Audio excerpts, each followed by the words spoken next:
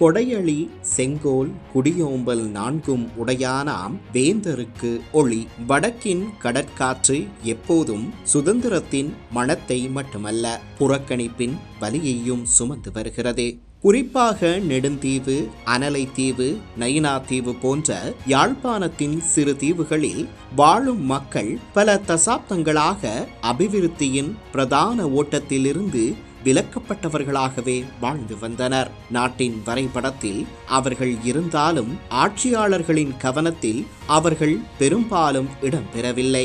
ஆனால் இன்று அந்த வரலாறு மாறிக்கொண்டிருக்கிறது. வளமான நாடு, அழகான வாழ்க்கை என்ற தொனிப்பொருளின் கீழ் 24 மணி நேர தடையற்ற மின்சாரத்தை வழங்கும் கலப்பின புதுப்பிக்கத்தக்க எரிசக்தி திட்டம் நெடுந்தீவில் நடைமுறைப்படுத்தப்பட்டு வருவது வெறும் ஒரு அபிவிருத்தி திட்டமாக மட்டுமல்லாமல் நீண்டகால புறக்கணிப்புக்கு எதிரான ஒரு அரசியல் பதிலாகவும் பார்க்கப்பட வேண்டும். எரிசக்தி அமைச்சர் அனுர கருணாதிலக்க இந்த திட்டத்தின் முன்னேற்றத்தை நேரில் பார்வையிட்டமை இப்பகுதி மக்களின் தேவைகள் தேசிய முக்கியத்துவம் வாய்ந்தவை என்ற அரசாங்கத்தின் நிலைப்பாட்டை வெளிப்படுத்துகிறது. இந்திய அரசின் 11 மில்லியன் அமெரிக்க டாலர் நிதி உதவியுடன் முன்னெடுக்கப்படும் இந்த திட்டத்தில் 1.7 மெகாவாட் சூரிய மின்சார உற்பத்தி, 750 கிலோவாட் காற்றாலை உற்பத்தி மற்றும் 2.4 மெகாவாட் மணி மின்கல ஆற்றல் சேமிப்பு அமைப்பு இணைக்கப்பட்டுள்ளது. இது தீவு பகுதிகளுக்கான நிலையான மற்றும் நம்பகமான மின்சார வளங்களுக்கான புதிய அத்தியாயத்தை திறக்கிறது. இதன் தாக்கம் மின்சார விளக்குகளில் மட்டும் பிரதிபலிக்கப் போவதில்லை. மீனவர்களின் வாழ்வாதாரம் வலுப்பெறும், மாணவர்களின் கல்வி வாய்ப்புகள் விரிவடையும், சுகாதார சேவைகள் மேம்படும், அவசர காலங்களில் மக்கள் உலகத்திலிருந்து துண்டிக்கப்படும் நிலை குறையும். இருளில் வாழ்ந்த சமூகங்களுக்கு இது உண்மையான அர்த்தத்தில் ஒரு புதிய விடியலாக அமைகிறது. அரசியல் ரீதியாக பார்க்கும் போது இந்த மாற்றம் இன்னும் ஆழமான அர்த்தத்தை கொண்டுள்ளது. பல ஆண்டுகளாக கொழும்பை மையமாக கொண்ட ஆட்சிகள் யாழ்ப்பாண மக்களின் தனித்துவமான பிரச்சனைகளையும் அபிவிருத்தி தேவைகளையும் போதுமான அளவில் கருத்தில் கொள்ளவில்லை என்ற குற்றச்சாட்டு நிலவி வந்தது.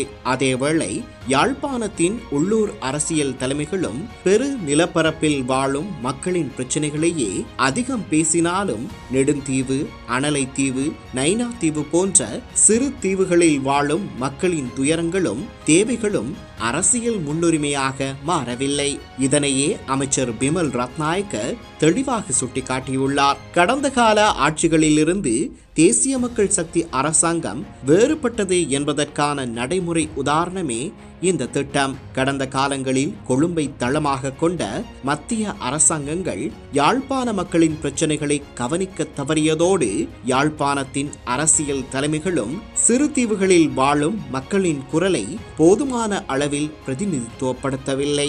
ஆனால் இன்று தேசிய மக்கள் சக்தி அரசாங்கம் யாழ்ப்பாண மக்களின் தேவைகளை மட்டுமல்ல, அந்த மாவட்டத்திற்குள் விளிம்பு நிலையில் வாழும் சிறுதீவு மக்களின் கவலைகளையும் அபிவிருத்தி தேவைகளையும் சமமாக கருதுகிறது. நெடுந்தீவின் மணற்பரப்பில் எழுந்து நிற்கும் சூரிய மின்கலன்கள் வெறும் தொழில்நுட்ப கட்டமைப்புகள் அல்ல, அவை புறக்கணிக்கப்பட்ட மக்களின் நம்பிக்கையின் சின்னங்கள். நீண்டகாலமாக இருளில் விடப்பட்ட சமூகங்களுக்கு அரசு நீட்டும் அக்கறையின் அடையாளங்கள். அபிவிருத்தி என்பது நகரங்களுக்கான சலுகை அல்ல, நாட்டின் எல்லையோர மக்களுக்கும் உரிமை என்பதற்கான அரசியல் அறிவிப்புகள். இதுவே திருவள்ளுவர் கூறிய குடியோம்பல் என்னும் உயரிய ஆட்சி கொள்கையின் நவீன வடிவமாகும்.